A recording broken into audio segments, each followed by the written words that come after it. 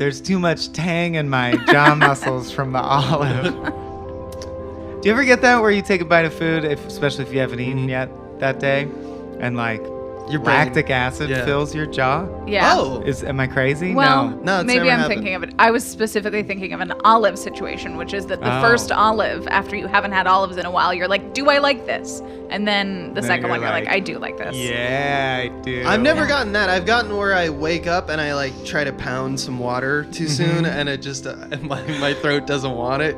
So there's like an acid reflux or something like that. I'm just like, olive, go down, water. So welcome to Olive Talk, the podcast where we rate frames. I'm Michael Swaim. I'm Abe Epperson. And with us is a very special guest, first time Small Beans appearance. Please introduce yourself to the folks at home. Hello, my name is Caroline Anderson. Hooray! Welcome, Caroline. Thank you.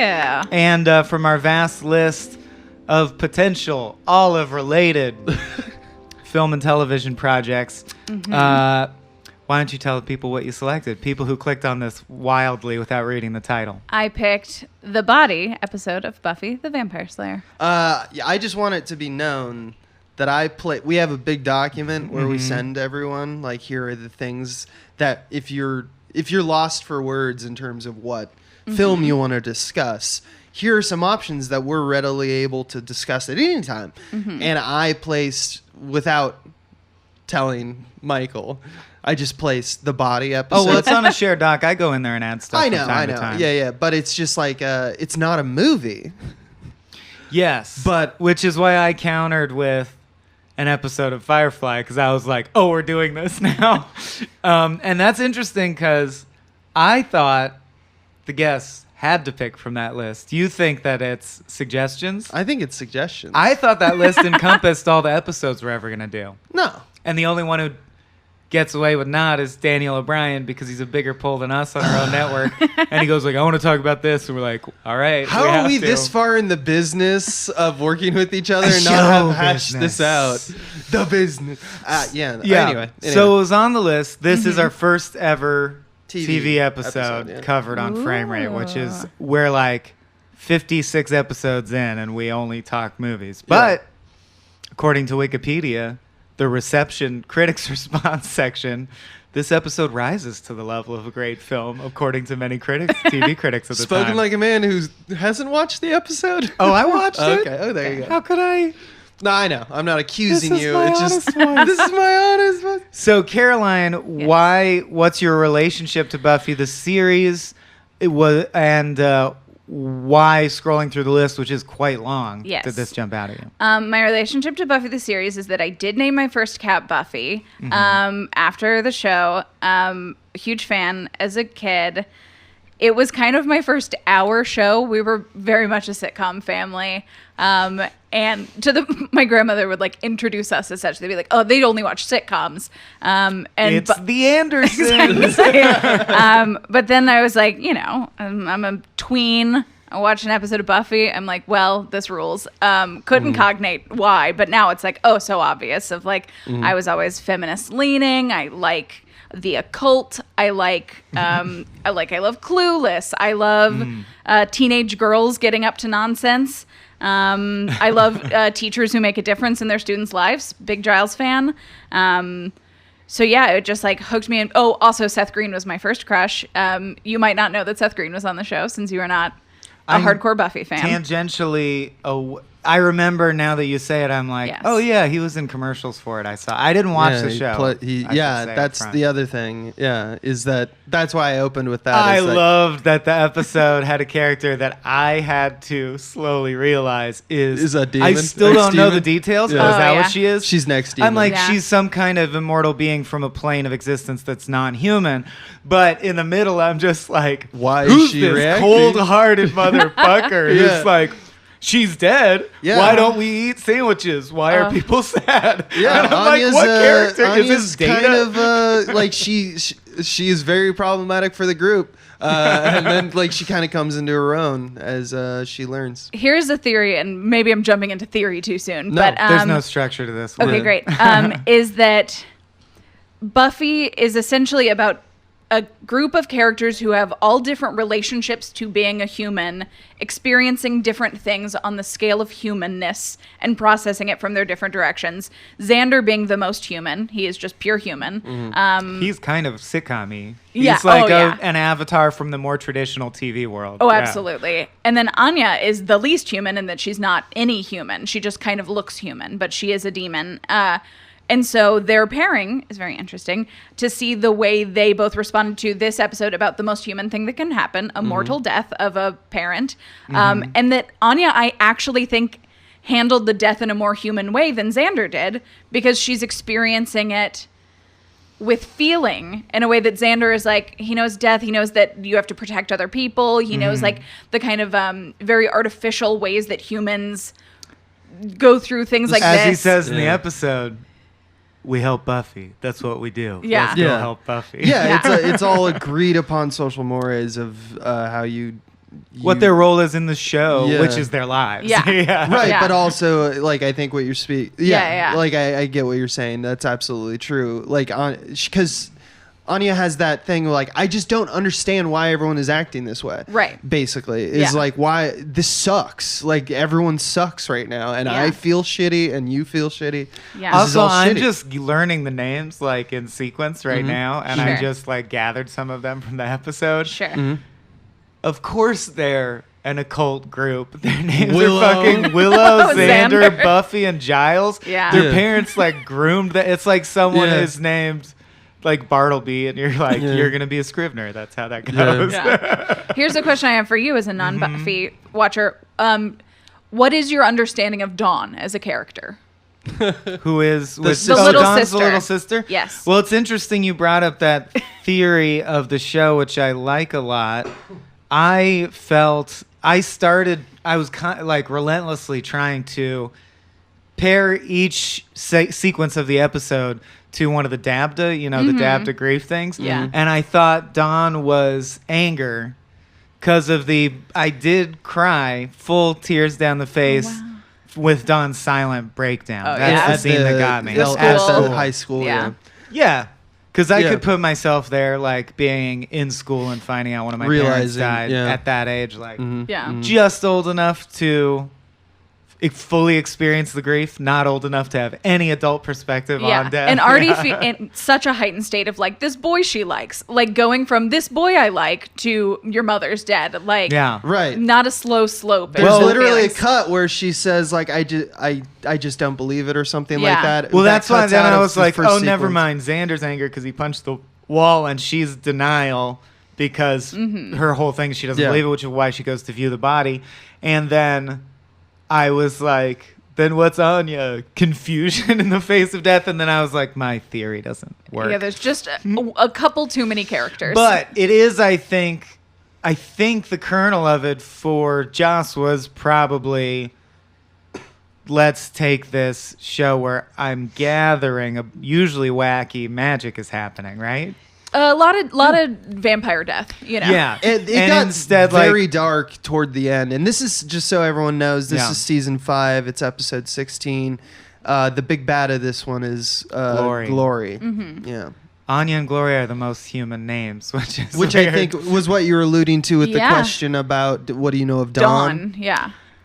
just seemed like the tagging along little sister character. Yeah, who she's not was- real. She's Oh. like matter that's been created aren't to we be all? sure, but like a True. magically kind of, I think 4th or 5th season. 5th season. It's 5th season. 5th season. Suddenly she's just there, and then it is explained that it is wildly confusing magic that led her. But she is like not human. She's not in the plane of reality that the others of them are. But they all see her, and she Yeah. Does They she all have believe- She is her powers? sister. Someone is so Glory or Glorificus, I believe. Sure. Yeah, she's one of the primevals, and when she comes into our like realm or our dimension, she comes along with a key, and the key, if she attains the key, she gets domination over, and that's how she became one of the primevals. Is that she gets like domination over whatever realm she is, as long as she can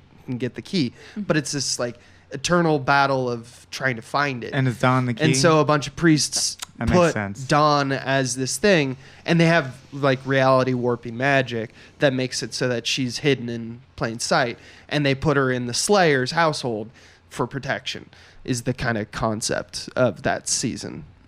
If you want, that doesn't change my perception of this episode. It's. I was like, should it? Does that mean her grief is not real? That's the thing, is I think that this season likes to play with the idea of like we're talking with Anya, and the idea of an ex-demon having this concept of grief. Yeah. Or the old joke of like programming a robot to feel pain. Like, reality is in flux in this season. Like what is emotion is like what they're trying to do, which was it's kind of important, because if you look, like, I think that this is the season that Joss Whedon was like, this needs to happen, because one of the stipulations of the agreement he had with the show was that at some point in this particular season, like when he got his contracts re-upped, I think, he wanted to make sure that there was an episode that basically was his experience, which is that he found his mother's body. Wow. And he wanted to... Well, now it all makes sense. Yeah. There's the kernel of the idea. And there's also another event that one of his friends died. And he... Like, that was why Willow had such a big issue with, like, dealing with the mundane in the blast radius of, like, a death, you know, and the finding of a body. Willow's more concerned with, like, what should I wear? Yeah. Because that's something that Joss Whedon went through when his friend died and he was going to the funeral. He's like, what the fuck do I wear? It's, like, all that is bottled up into 14 to... I would say that it's like, my opinion of this episode is that it's 14 minutes of some of the best TV that we've ever seen. About and another 15 minutes. You're talking about the moment where the vampire gets decapitated and turns to dust. That is actually, I think, one of the best vampire battles in the whole show, though. Because it is like so not important. It's not very stunty. Usually they're very stunty and very like almost kung fu movie. Yeah. And this was just struggle. Which was very interesting. Like, just choke you out. Well, and it was take that gore like, without blade. gore. They did like the lead up, everything you would do in even like a Hostel. The sound design was really grim. To like cutting someone's throat.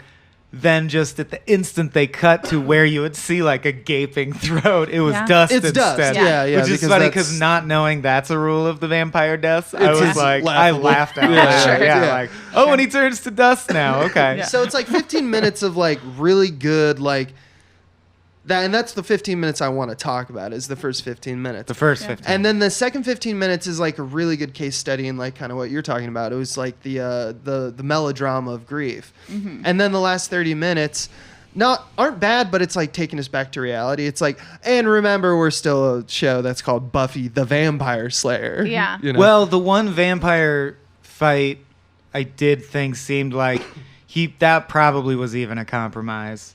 Or just a nod to like, well, we gotta feels that way. We gotta nod to that the show will continue, and it's not a meditation on grief going forward. We're gonna get back to like what they do. Yeah. But I was like, it's like when you notice that there's no score in the whole episode, you like that because it's artistically ambitious. Sure. So I had the feeling of like, oh, you were so close to doing the artsy thing, which is, we have our vampire show, no vampires. Like, have you seen that zombie show where you never see any zombies? I like shit like that. Yeah, exactly. Buffy has a lot lot I thought this was going to be the musical episode. One More Time with Feeling. That one's Feeling. The other one on that's about speaking of soundscape, the other one that I think is great is Hush, which is no speaking. The only score. There's like one scene at the beginning where we like just get into normal life, like it's just any other episode, and then someone takes the voice out of the town. Yeah. Like literally everyone. And the only line at the end is, we need to talk, because they find out something about each other that it's like, oh shit. Yeah.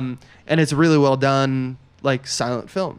The Buffy's known for like kind of in 2001, like really pushing the envelope of like, oh, this is just a network show, but also there's episodes that are like crazy. Scrubs did experiments. Yeah. And they're one of the first ones. Sure. I mean, the Dark Willow episodes also, I think, go in there. Like, you don't know about Dark Willow. It's but fine. sure, You'll but learn. like where you get the feeling Joss Whedon himself is bored or like decided he can do whatever he wants or has reached At this that point. of, Plus, they had jumped over to CW. it's just a show. Yeah. It can be anything. So Yeah. like they had a lot more power at CW because Okay. like halfway through its airing, like I want to say season 4 or something like that. Yeah. They got to do what they wanted because another network was like, we love this. Did he make it. Angel or did he just allow it to be made by other people? I He never didn't watched showrun it. Angel. He Okay. never show. I don't think he ever showed. But Angel's in Buffy, right? Yes, He's an early Buffy boyfriend. Yeah, he's a Buffy boy.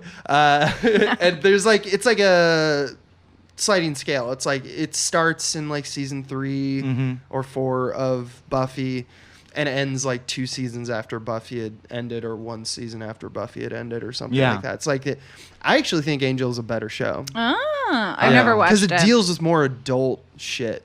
Like all of the arcs of the main characters are like more heavy. Yeah, I Which think I is- like the teen shit of Buffy. Yeah, I think that's fair. what I like That's about fair. it. That's fair.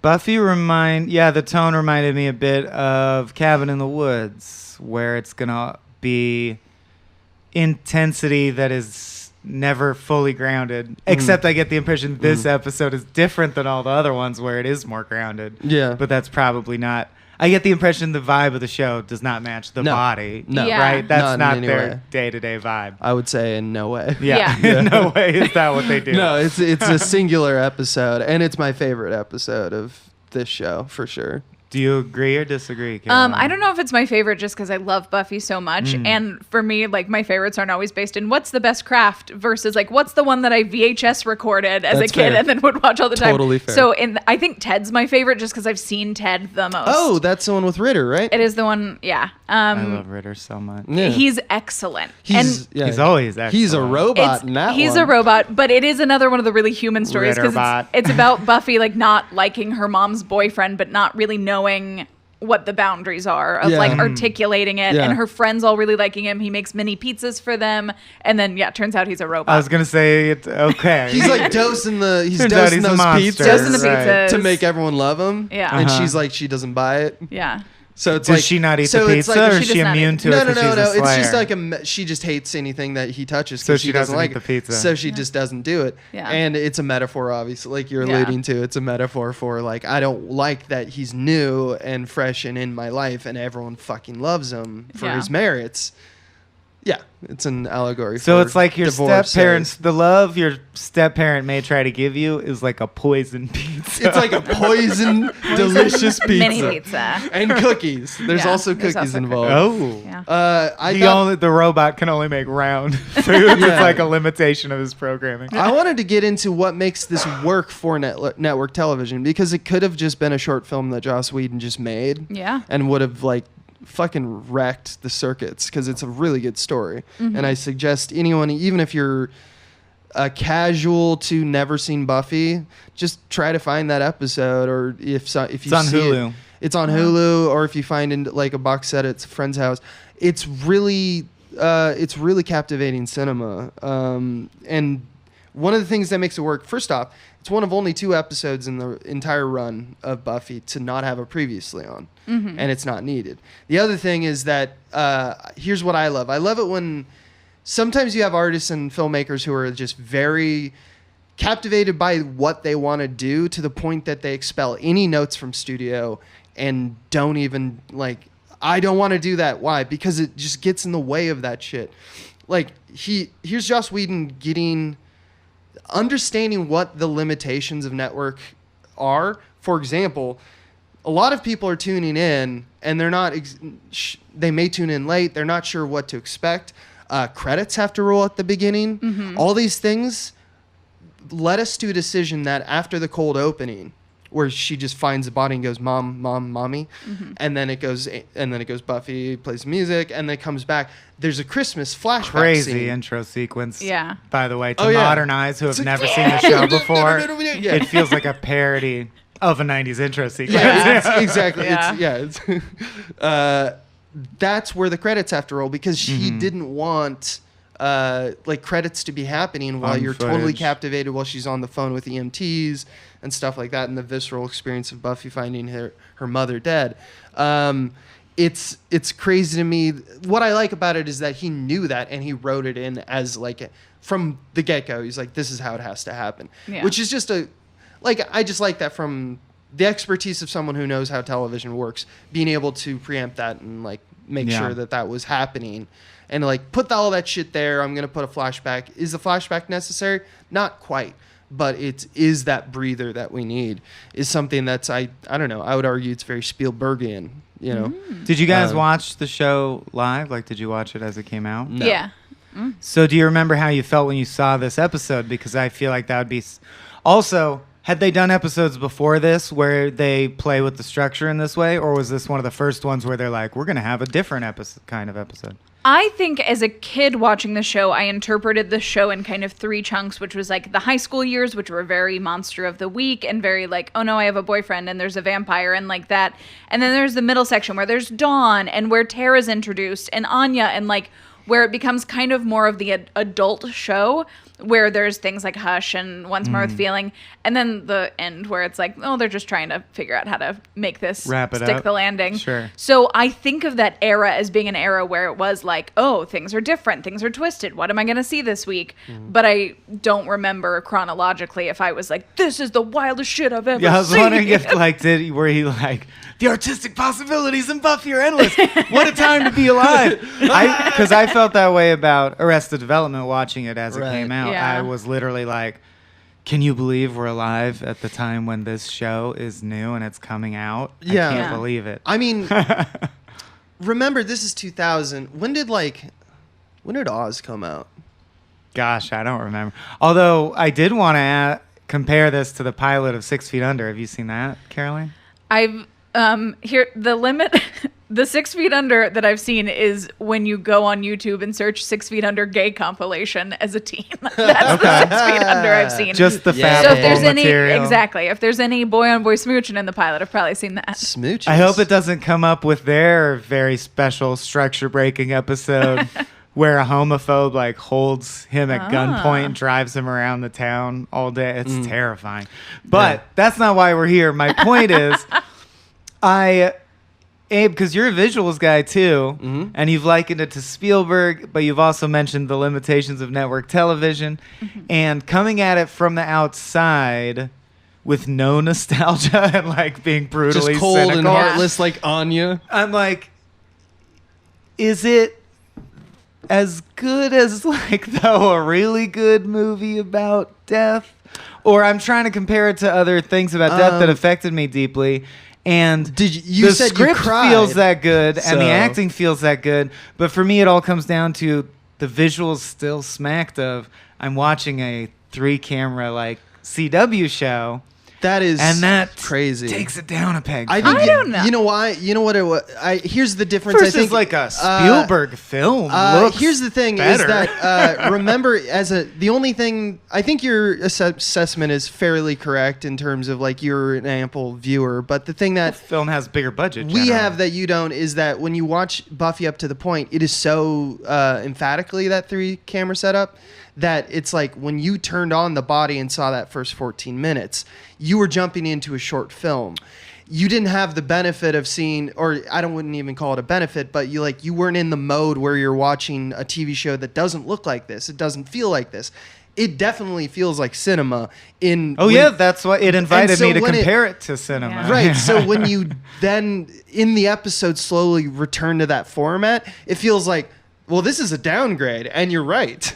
But it's also the way in which TV has to be made. So that's... Well, like, for example, in the beginning when they crop the frame so that you only see the paramedic's mouth but not his eyes. I love that part. And it's like, you don't want to make eye contact with another human because you're so, like, in your grief and ashamed. Just can't even remember. I don't want to it's do that. subjective. But then by the end, I was like, well, now she's just fighting a vampire in a big flat shot. Yeah. And I was sad. I felt, No, you have to return to the fact that this is late 90s, early 2000s TV. It's not, I mean, what is Friends doing? Well, and I guess that's what I guess to me, I'm getting at a broader thing about Joss Whedon, which is I don't know if he's, in the same way that I don't think Quentin Tarantino can, I don't think he's capable of writing a world that actually makes me feel fully grounded like it's the real world. because there's just a heightened aspect. Like, it's interesting that you said that it really happened to him, that his friend was obsessed with what to wear to the funeral. I buy that, but I don't buy that, like, in real life they said, I can't see Buffy at the morgue dressed all royal as if to say, I'm the king, I'm better than you. People don't talk like that. No, it's very Whedon-esque. Yeah. Let me ask you, because there's a series of things that happen in in that 3-minute 18-1er, and then like after it cuts and she like goes outside, and like the Giles like thing happens where he comes in and he starts to go through the motions of like, oh shit, she's dead, and she's like, no, don't touch the body, and she realizes, oh fuck, I just said body. When anyone says the body for the first time in reference to mom, they're like horrified. I want to list to, I guess both of you, a bunch of things that happen that are very intentional, very quick little bits that happen, and I want to tell you like a little game. I want you guys to tell me what like you most viscerally had a response to. Okay. Which is first off, like Buffy is like very sweaty during the whole time. She the 911 dispatcher continually talks even though she's not on the phone. There's a series of lines that says she's cold. The body's cold? No, my mom. My mom is I cold. wrote that down for sure. When she tries to resuscitate her, she cracks one of her ribs. She fixes her mom's skirt for decency before the EMTs arrive. Also, does she have super strength? Yeah, Okay. Yeah, but she understands like she's not too much. Yeah. Like she it's more like, just like activates it, giving I think. CPR. You can sometimes. Yeah, crack although it someone's would be rib. arguable that maybe in this heightened state she'd be too much. I was wondering if But I that's think a thing that happens. happens, It or does. if it's It because she does. was super strong. No, it Okay. absolutely happens all the Yeah. time. When the entire there's a very long shot of the EMT's apparatus of like the heart monitor while all that is being done. There's a little section where mom revives and a miracle happens, and she survives and it's okay. And then we cut back to cold reality. You mentioned the not seeing the face of the EMT in like when he's delivering the news that she's dead. And then finally she says thank you to the EMTs and then tells them good luck as they arrive. Well, yeah, because she's also a throws superhero, up. right? Like she identifies with them going out trying to save people. I That was almost my interpreted impression. more as just like, what do you say? Yeah. Like, How do you say that? Sorry for your loss. You too. Yeah, You exactly. too. Yeah, exactly. And then in the final, and then that's like the cut of the oneer, Right. Because then she goes and throws up. Yeah. And By then the you window. hear wind chimes and kids playing Yeah. and stuff, Yeah. which is a whole great, like it's continuing the sequence. And luckily for But primetime that network is- audiences, she only drank like a little glass of yellow water. Like Yeah. I liked how the vomit was very pleasant. Yeah. It Like was very that's some pleasant. nice vomit. It's so seeping through. The, Yeah. So that is like 3 minutes. What I just like did, Mm-hmm. Yeah. and there was a lot of just different little details. Mm-hmm. Did any one of those jump out at you more than the others, or is it like did you take the whole sequence as one? Is my question. I remember really feeling, having watched all of Buffy, most of it many times, the acting Sarah Michelle Gellar does on the phone with the 911 operator, like her tone of voice is just like a little bit higher than it usually is. She's like a little squeakier. Like she's like a kid. she's like a kid, and she's like desperate in a way. She's never desperate because she's like always got it under control. Or if she doesn't, she's funny about it. Yeah. So that whole sequence of her doing the CPR was like brutal to watch. Of like, oh yeah, she's just a little kid trying her best. Right. Yeah. So just the demeanor of like she's no longer the Buffy we know. Yeah. Is like enough of a shock. Did any of the details in that oneer captivate you more than the Mainly others? the fake out, although it was shot so radically. Like from the pacing, You and could tell. Having watched lots of stuff, I knew that that's what was happening. Yeah. But I was like, a good use of one of those, especially the final shot being a like reverse spirit shot, meaning a crane shot that starts high and goes down really fast. And if you watch our video material from way back, you know we love cutting shit off in the middle of the sentence. So I liked it when, she goes, "Thank God you found me." And I like that the editor left that, like, you don't interrupt in between two words. You interrupt fucking in the middle of a peak waveform. Yeah. Yeah. Yeah. Thank God you found me. And I'm dead. In film criticism, there's a writer called Alexander McKendrick who he wrote The Sweet Smell of Success, and he talks about in filmmaking that the camera is a little cherub with an arrow. Oh. But he personifies it in a way, and he would be calling this, I guess, like the disruption of the cherub, where it's like we go off on this other thing, but then when we snap back, we're like high and wide and dumb shot of like the event where like the EMTs like stand up and they're like, "No, she's dead, man." Yeah. And he would say that the cherub has returned or something like that. It's just like a funny little like it. When we take the idea of something that we're doing, and I would actually say that The Oner is very like Paul Thomas Anderson-esque. Like it doesn't care about them.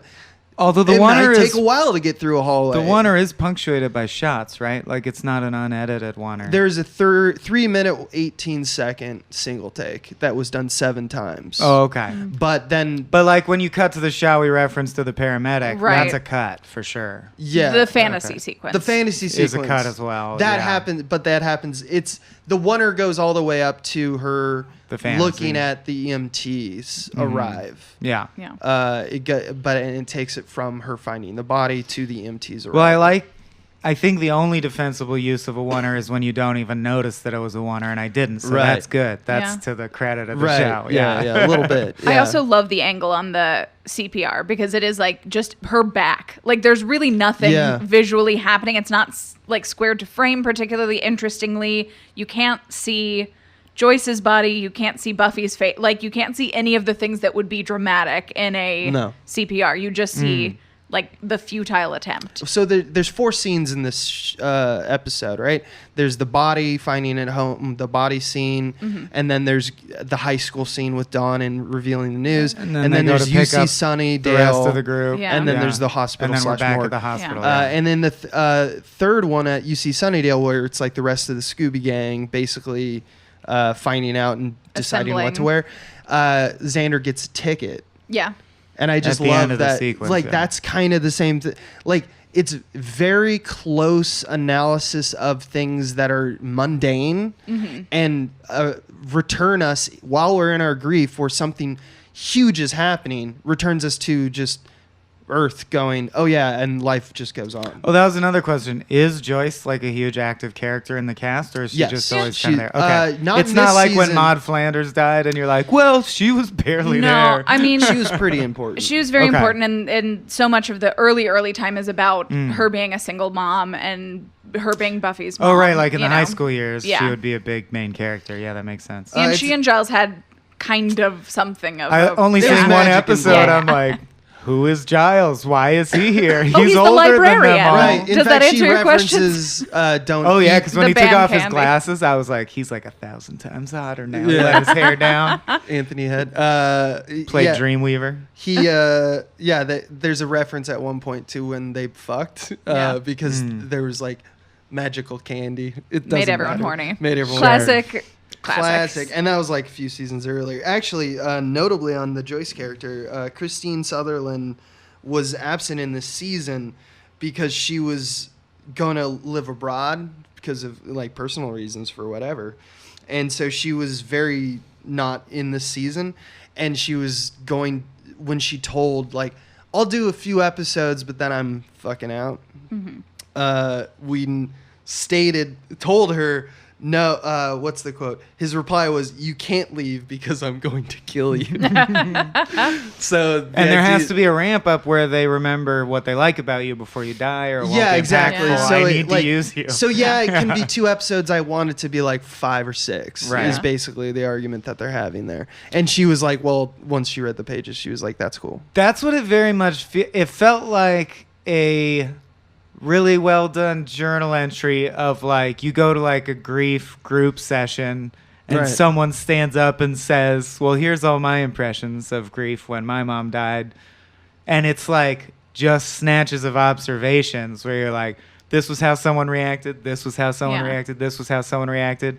and then life goes on, and it's like, that's all you can say about death. That's like it makes group. a disruption, Yeah. and then whoever survived must continue. You know what's my favorite scene in the entire episode is Buffy and Tara sitting together on the couch. Everyone's left. Tara, is Allison Hannigan's girlfriend? Yes, and she's a relatively new part of the cast, and she is like shy, and she's a witch, and they're kind of weird about it, and she isn't like she's shy. That's like kind of her first character trait. And so that scene of just them both looking straight forward, and then Tara saying like, hey, by the way, I know what you're going through, but in that way of like a new person in a group, and their friend's recently lesbian girlfriend, you know, all of that stuff. I just found that like so compelling, even though the dialogue wasn't particularly interesting. It was just like, hey, I've been through that, and I didn't know that. And then that's the end of the scene. Well, that was key, is a lot of the dialogue I thought was intentionally mundane. Yeah, like you said, that's just what you would say. Yeah.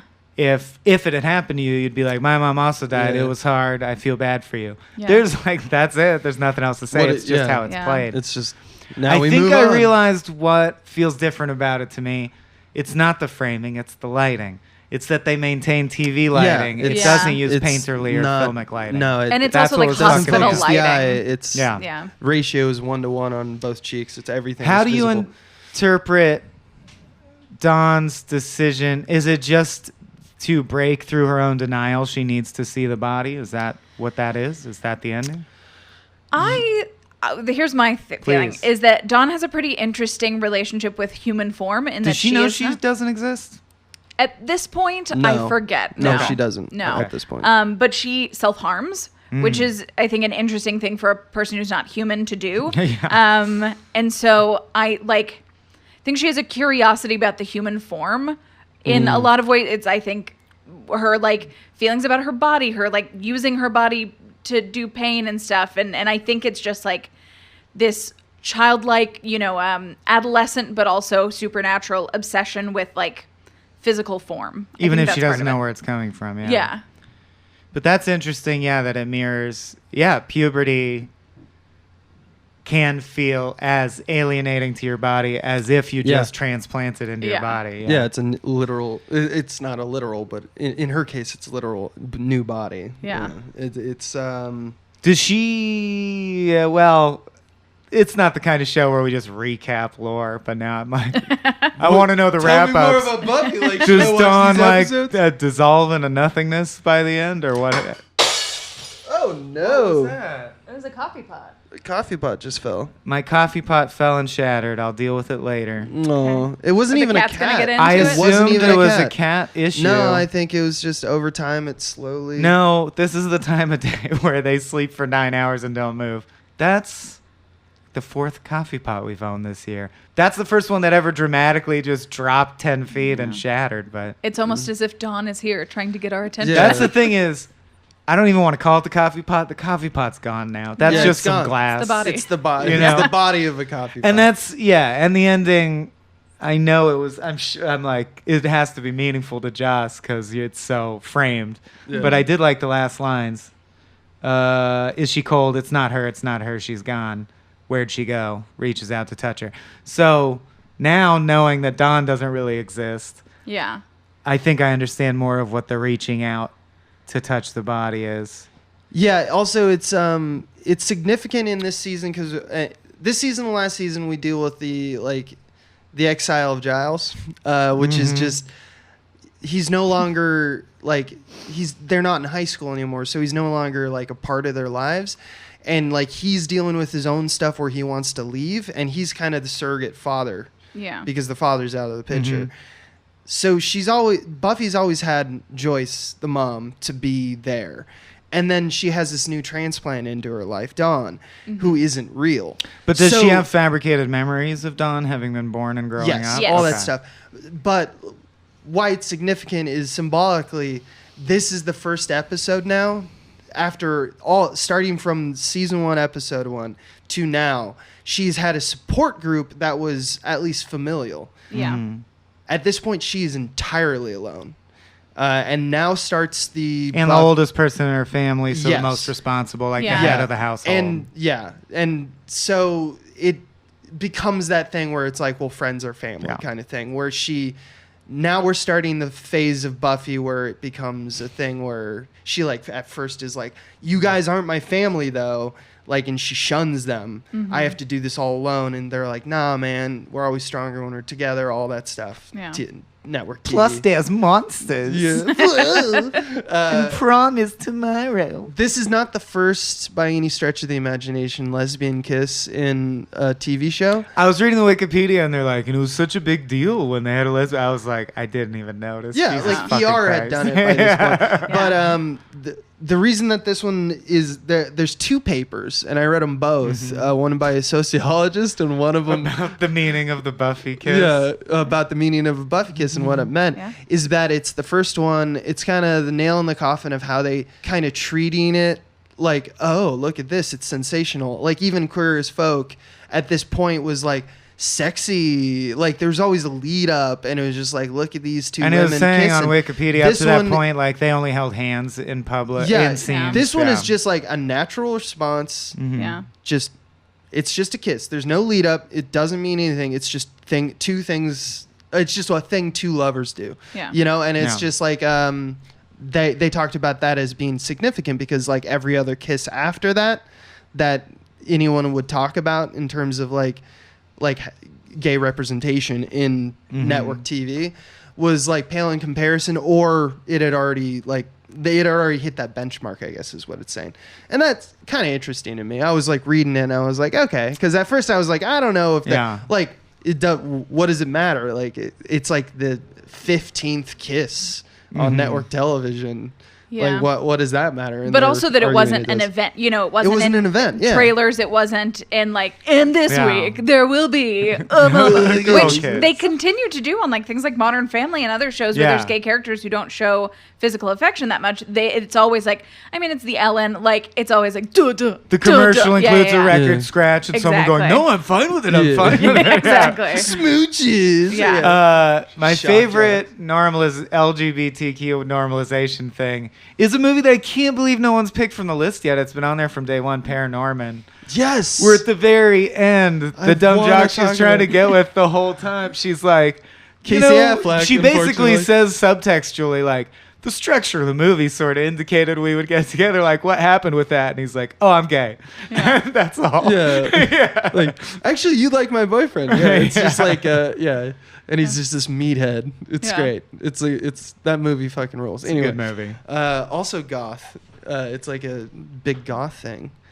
Everyone's goth. I have to imagine coming out in the 90s, there had to be goth kids who loved Buffy too, right? No, it was seminal seminal in goth stuff. Stop by a Hot Topic, get a Spike shirt. Spike. It brought it into the mainstream, Spike wins #1 character elucidated in the intro sequence that I missed in the episode. He's the only episode he's not in. Where's that guy? Where's the guy who looks like Sick Boy from Mad Max Fury Road? Like he would just bring some fun and chaos into the situation. And he's British. It's lovely. He's also not British. The character. Yeah, he's not British. It is very funny to cast an American to do a British accent. Yeah, he's fucking great. But he's not in this episode, the only one in this season that he's not in for some reason.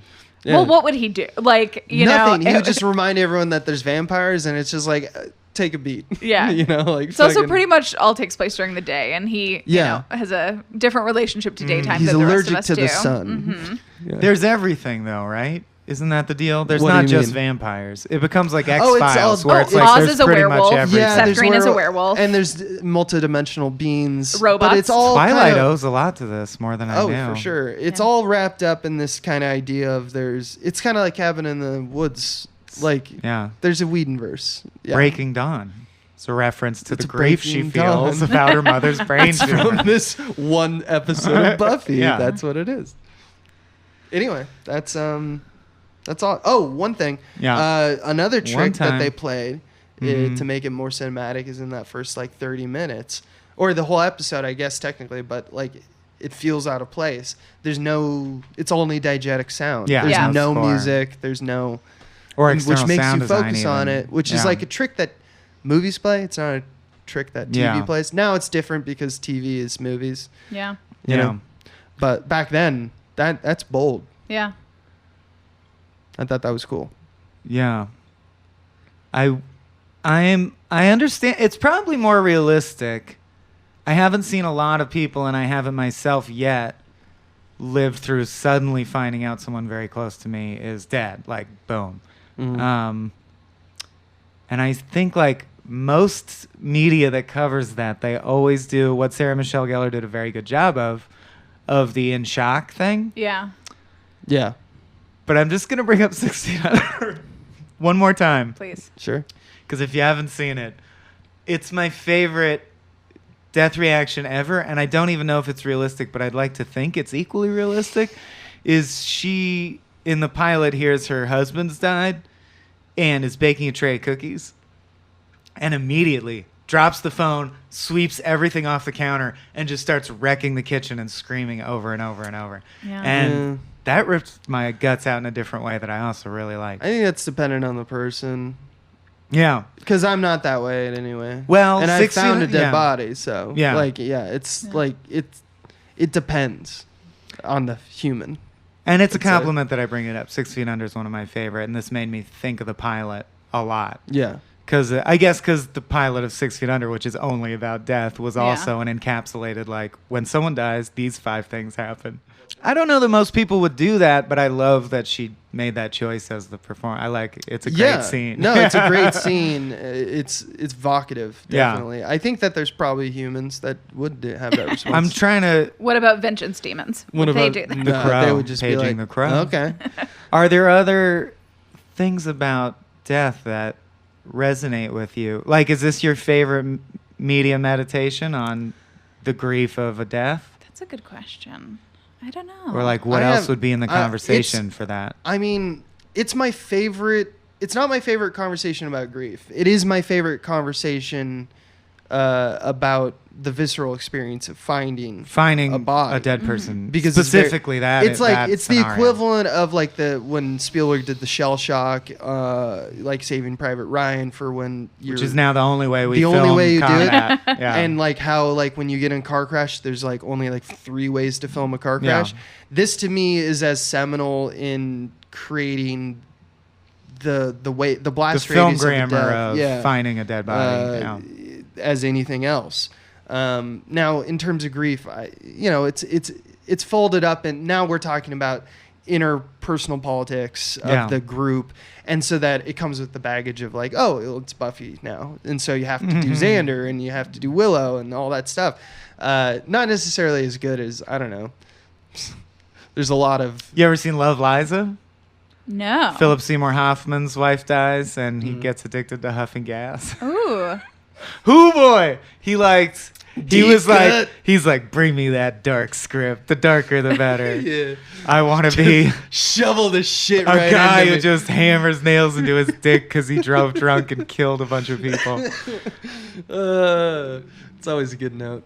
Well, I was so scared to death as a kid, and I'm fascinated with death. So, yeah, I don't have a good answer off the top of my head, but I'm going to keep mulling best death movies and shows. Best death movies. I'm not sure it's my favorite, and I almost feel stupid saying it, but the one that I had the most really just human visceral reaction to is Me and Earl and the Dying Girl, which is like, I'm not a YA person. I know that's hard to believe because I've been talking about how much I love teen stuff. Also, I'm kind of a YA person, but I was enjoying some YA, and my husband, who is a YA librarian, was like, you got to watch Me and Earl and the Dying Girl. And I don't want to spoil anything for people who haven't seen it. It is like truly... I couldn't sit in my chair. I had to get on the ground and was dry heave crying because it was so affecting. And it's not like... I assumed it was kind of Fault in Our Stars-esque of like just like cancer teens in love. But it's not that at all. And to try to even describe what it is, I think would be unfair to anyone who hasn't seen it yet. Ooh. But it is the most I've been affected by a death in a movie, I think. There you go. Yeah. So there's some loose recommendations. Yeah. So you referenced your husband as a librarian. Yeah, he is. So let me ask you, from your Giles vantage, if you found out that he had taken a special interest in a high school aged girl who looked like young Sarah Michelle Gellar from season 1 of Buffy, and you asked about it, and he was like, I'm helping her achieve a special destiny that I can't really tell you that much about. How would that sit with you? I honestly think I would be so into it. I had super inappropriate relationships with teachers all my life. I would hang out at their house after school instead of my own house. He does teach teens D&D, which is kind of similar. Yeah. So I think I would not be bothered at all. I think I would be excellent. Only tell me what I need to know. Do I need to put up crosses to protect Stop up the house? hellmouth. Exactly. Shut that shit down. Exactly. Yeah. Yeah, my futile attempt to watch. I watched the first 5 episodes 10 years ago, so I remember first the season hellmouth is something. Kind of trash. I just remember the phrase hellmouth. Yeah. It is like the MacGuffin for why Sunnydale? How can there be so many things all the time? There's 5 hellmouths Which in I like LA, about Sunnydale's X-Files one of them. makes no attempt. They're just I don't know. There's Sasquatches and wolfmen and mummies, and they all live Tony in this, Shalhoub can burn you with his brain. Yeah. Everything is magic. Yeah. And on that note, everything has been magic since you've come into our lives, Caroline. Oh my God, thank you for being Thank you here. so Thank much. you. Do you have anything to plug here at the end? What's looms You should large follow in my your life? Instagram. I exclusively post lifting videos, so that's what you get from it. But it's Caroline E. and that's also me on Twitter, and watch Corporate on Comedy Central. Hell yeah! I love it so you much. work on Corporate. I work on Corporate. And I you were show up bragging from about time your to time. weightlifting shoes this Yes, morning. I did just get new weightlifting shoes. DM me, talk about Olympic lifting, please. Excellent. Awesome. So come to Caroline for your capitalistic, satirical, and weightlifting needs. Yes. All right, till several months from now when we discuss A Mighty Wind.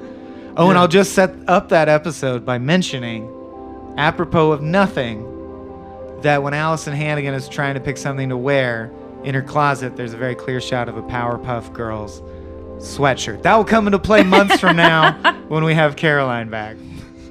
Good. Till then, Whoever cracks the code wins 50 small beans points, redeemable for... Bye! Nothing.